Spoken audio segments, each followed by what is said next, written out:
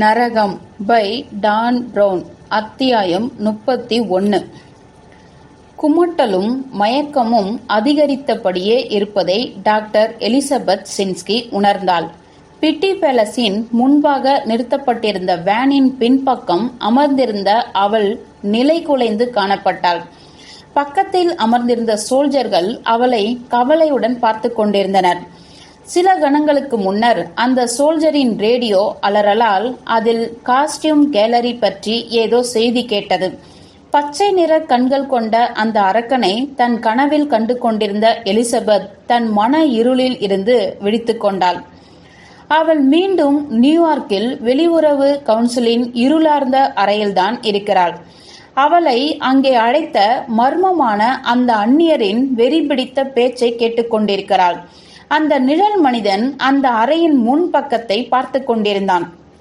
தாந்தேயின் இன்ஃபெர்னோவால் உந்துதல் பெற்ற நிர்வாணமாகவும் மடிந்து கொண்டும் இருக்கும் கூட்டத்தை காட்டுகின்ற பயங்கரமான அந்த படத்திற்கு எதிரில் நெடுநெடுவென்று அந்த ஆளின் உருவம் அறை இருளில் தெரிந்தது. யாராவது அந்த போரில் சண்டையிட்டுதான் ஆக வேண்டும் என்றது அந்த உருவம். அல்லது இதுதான் நமது எதிர்காலம். கணிதவியல் இதற்கு உத்தரவாதம் அளிக்கிறது. மனித குலமானது ஒத்திவைத்தல், முடிவின்மை மற்றும் தனிப்பட்ட பேராசையின் தூய்மைப்படுத்தலில் தற்போது அந்தரத்தில் தொங்கிக் கொண்டிருக்கிறது. ஆனால் நரகத்தின் வாயில்கள் நம் காலடியில் காத்திருக்கின்றன. அவை நம் எல்லோரையும் விழுங்க காத்திருக்கின்றன.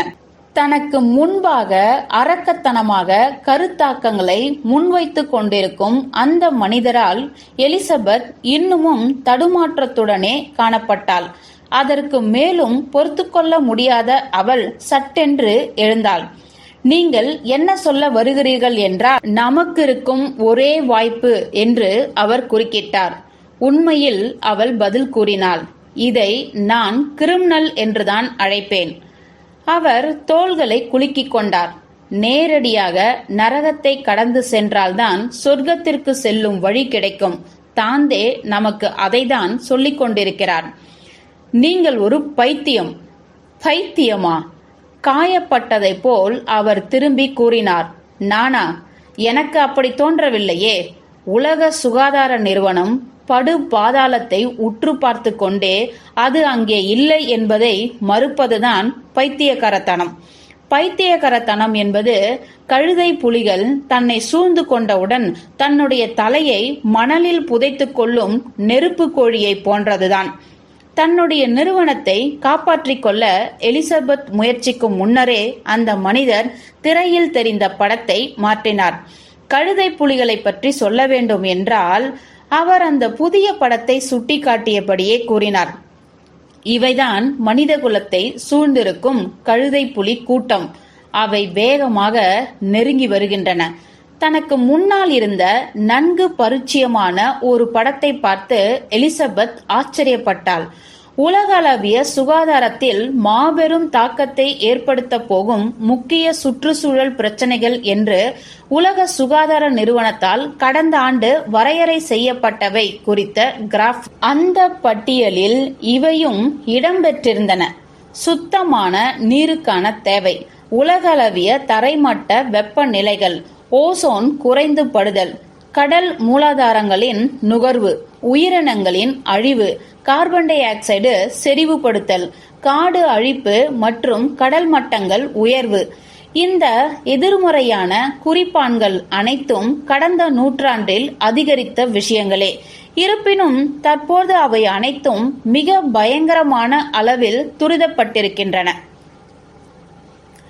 இந்த கிராஃபை பார்க்கும் போதெல்லாம் நிராதாரமான உணர்வை அடைகின்ற எலிசபெத்திற்கு இப்பொழுதும் அப்படித்தான் இருந்தது. அவள் ஒரு அறிவியலாளர், புள்ளி விவரங்களின் பயன்பாட்டை நம்புகிறவள். அத்துடன் இந்த கிராஃப் சில்லிட வைக்கும் தொலைவில் உள்ள எதிர்காலத்தை காட்டவில்லை. அது வெகு அருகாமையில் உள்ள எதிர்காலத்தையே காட்டுகிறது. தன் வாழ்நாளில் பல முறை ஒரு குழந்தையை வயிற்றில் தரிக்க முடியாமைக்காக எலிசபெத் சின்ஸ்கி சித்திரவதைக்கு ஆளாகியிருக்கிறாள்.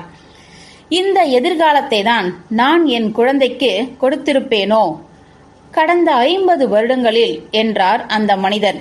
இயற்கை அன்னைக்கு எதிராக நாம் செய்த பாவங்கள் பன்மடங்கு பெருகிவிட்டன. அவர் சற்று இடைவெளி விட்டார். நான் மனித குலத்தின் ஆன்மாவை நினைத்து அஞ்சுகிறேன். உலக சுகாதார நிறுவனம் இந்த கிராஃபை பதிப்பித்த போது உலக அரசியல்வாதிகள், அதிகார தரகர்கள் மற்றும் சுற்றுச்சூழல் இயலியலாளர்கள் அனைவரும் அவசரகால கூட்டத்தை கூட்டினார்கள். இந்த பிரச்சனைகளில் எவையெல்லாம் மிகவும் தீவிரமானவை, இதில் எவற்றையெல்லாம் தீர்க்க முடியும் என்று உண்மையிலேயே நம்பிக்கை இருக்கிறது என்பவை குறித்து அவர்கள் மதிப்பீடு செய்தார்கள். அதன் முடிவு, தனிப்பட்ட முறையில் அவர்கள் தங்களுடைய தலைகளை கைகளில் புதைத்துக் கொண்டு அழுதார்கள். பொதுவில் இவையெல்லாம் சிக்கலான விஷயங்கள் என்றாலும் இவற்றிற்கான தீர்வு குறித்து ஆராய்ந்து வருவதாக உறுதியளித்தனர். இந்த பிரச்சனைகள் எல்லாமே சிக்கலானவை. நாசமா போச்சு என்று வெடித்தார் அவர். இந்த கிராஃப் இவற்றிற்கு இடையில் உள்ள ஒரு எளிமையான உறவை, ஒரே ஒற்றை மாறிலியின் அடிப்படையிலான செயல்பாட்டை கொண்டிருக்கிறது என்று உங்களுக்கு நன்றாக தெரியும். இந்த கிராஃபில் உள்ள ஒவ்வொரு அம்சமும் நேரடி விகிதத்தில் ஒரே ஒரு மதிப்பை நோக்கிதான் உயர்ந்து கொண்டிருக்கின்றன. அது எல்லோருக்குமே விவாதிக்க அஞ்சுகின்ற மதிப்பு. அதுதான் உலகளவிய மக்கள் தொகை. உண்மையில் அது கொஞ்சோண்டு சிக்கலானது. உண்மையில் அது அப்படி இல்லையே. அதில் எளிமையான விஷயமென்று எதுவுமே இல்லை. ஒரு தலைக்கு சுத்தமான தண்ணீரும் சுத்தமான காற்றும் வேண்டும் என்று நீங்கள் விரும்பினால் பூமியில் ஒரு சிலரே வாழ முடியும். நீங்கள் வாகன புகை உமிழ்வை குறைக்க விரும்பினால் சிலர் டிரைவர்கள் மட்டுமே இருக்க முடியும். கடலில் மீன்வளம் அதிகரிக்க வேண்டும் என்று விரும்பினார் ஒரு சிலர் மட்டுமே மீன் சாப்பிட முடியும். அவர் அவளை குனிந்து பார்த்தார். அவருடைய தொனி மிகவும் பயங்கரமானதாக மாறியது. உங்கள் கண்களை திறந்து பாருங்கள். நாம் மனிதகுல முடிவின் விளிம்பில் இருக்கிறோம். நம்முடைய உலக தலைவர்களோ கூட்டம் கூட்டி சூரிய சக்தி, மறுசுழற்சி மற்றும் ஹைபிரிட் ஆட்டோமொபைல்கள் பற்றிய ஆராய்ச்சியை நிறுவிக் கொண்டிருக்கிறார்கள். உங்களுக்கு அது எப்படி இருக்கிறது? அறிவியலை பற்றி அதிகம் படித்த பெண்ணாகிய உங்களுக்கு அது தெரியவில்லையா? ஓசோன் குறைவுபடுதல், தண்ணீர் பற்றாக்குறை மற்றும் மக்கள் தொகை என்பவை எல்லாம் நோய்கள் அல்ல. அவை எல்லாம் அறிகுறிகள்தான். மிகுந்த மக்கள் தொகையே நோய். உலக மக்கள் தொகையை பிரதான விஷயமாக எடுத்துக்கொள்ளவில்லை என்றால் வேகமாக வளர்ந்து வரும் புற்றுநோய் கட்டியின் மேல் ஒரு பேண்டைட் ஒட்டி வைத்துக் கொள்வதை தவிர நாம் வேறு எதுவும் செய்யவில்லை என்றே அர்த்தம். மனித குலத்தை நீங்கள் புற்றுநோயாகவா பார்க்கிறீர்கள் என்றாள் எலிசபெத். புற்றுநோய் என்பது கட்டுப்பாடு இல்லாமல் பெருகுகின்ற ஆரோக்கியமான உயிர் அணுக்களில் இருந்துதான் தொடங்குகிறது. என்னுடைய கருத்தாக்கங்கள் உங்களுக்கு கசப்பாக இருக்கிறது என்று எனக்கு தெரிகிறது. ஆனால் இதற்கான மாற்று அதைவிட மோசமான சுவை கொண்டதாக இருக்கும் என்பது வரும்போதுதான் உங்களுக்கு தெரியும் என்பதை என்னால் உறுதியாக சொல்ல முடியும். நாம் துணிச்சலாக முடிவெடுக்கவில்லை என்றால் பின்னர் துணிச்சலாகவா? அவள் அதட்டினாள். நீங்கள் தேடும் வார்த்தை துணிச்சல் அல்ல. வேண்டுமானால் பித்துக்குளித்தனம் என்பதை முயற்சித்து பாருங்கள். டாக்டர் சின்ஸ்கி என்ற அவரின் குரல் இப்பொழுது பயங்கர அமைதியுடன் இருந்தது. நான் இங்கே உங்களை ஏன் குறிப்பிட்டு அழைத்திருக்கிறேன் என்றால், நீங்கள் உலக சுகாதார நிறுவனத்தின் அறிவார்ந்த குரல். என்னுடன் பணிபுரிந்து சாத்தியமுள்ள தீர்வை கண்டுபிடிப்பீர்கள் என்பதற்காகத்தான். எலிசபெத் அவநம்பிக்கையுடன் உற்று பார்த்தாள். இது போன்ற கருத்தாக்கங்களை ஆராய்வதில் உலக சுகாதார நிறுவனம் உங்களுடன் கூட்டு சேரும் என்றா நினைக்கிறீர்கள்? உண்மையில் ஆமாம் என்றே நினைக்கிறேன் என்றார் அவர். உங்களுடைய நிறுவனம் மருத்துவர்களால் ஆனது. திசு அழுகல் நோயுள்ள ஒரு நோயாளியை மருத்துவர்கள் பார்த்தால் அந்த நோயாளியின் உயிரை காப்பாற்றுவதற்காக அவனுடைய கால்களில் ஒன்றை வெட்டி எடுக்க அவர்கள் கொஞ்சமும் தயங்க மாட்டார்கள். சில நேரங்களில் நாம் செய்ய வேண்டியிருக்கும் வேலை என்னவென்றால் 2 தீமைகளில் ஒன்றை குறைப்பதுதான். இது முற்றிலும் வேறு விதமானது. இல்லை, ஒரே விதமானது. அளவில் மட்டும்தான் மாறுபாடு. எலிசபெத்திற்கு போதும் போதும் என்றாகிவிட்டது. அவள் தடுமாறியபடியே எழுந்து நின்றாள். எனக்கு விமானத்திற்கு நேரமாகிவிட்டது.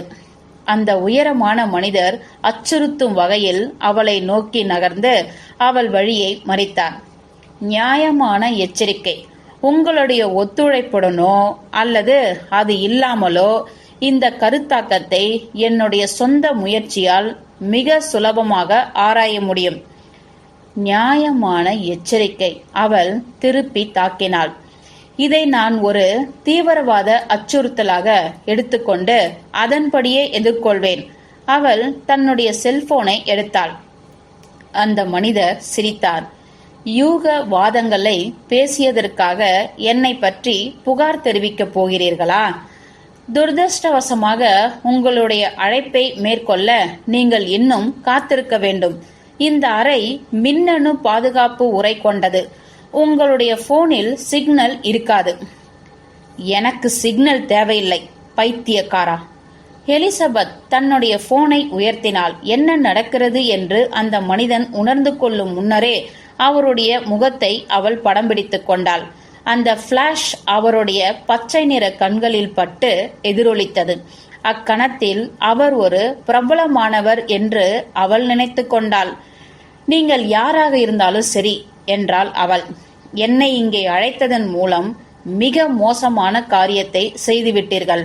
நான் விமான நிலையத்தை அடையும்போது ஒரு உயிரியல் தீவிரவாதியாக உலக சுகாதார நிறுவனம், நோய் கட்டுப்பாட்டு மையம் மற்றும் கொள்ளை நோய் கட்டுப்பாட்டு மையங்களின் கண்காணிப்பு பட்டியலில் நீங்களும் இருக்கிறீர்கள் என்பதை நான் தெரிந்து கொள்வேன்.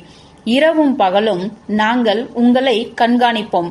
நீங்கள் எதையேனும் வாங்க முயற்சித்தால் அதை பற்றி நாங்கள் தெரிந்து கொள்வோம். நீங்கள் ஓர் ஆய்வகத்தை உருவாக்கினால் நாங்கள் அதை தெரிந்து கொள்வோம். உங்களுக்கு மறைந்து கொள்ள இடமே கிடையாது. அந்த மனிதன் பதட்டமான அமைதியில் நீண்ட நேரம் அப்படியே நின்றார். அது அவளுடைய செல்போனை நோக்கி அவர் வரப்போவதைப் போல் இருந்தது. இறுதியில் தன்னை ஆசுவாசப்படுத்திக் கொண்ட அவர் அப்பால் நகர்ந்து சென்று ஒரு அச்சுறுத்தும் புன்னகையுடன் கூறினார், அப்படியென்றால் நம்முடைய நடனம் தொடங்கிவிட்டது.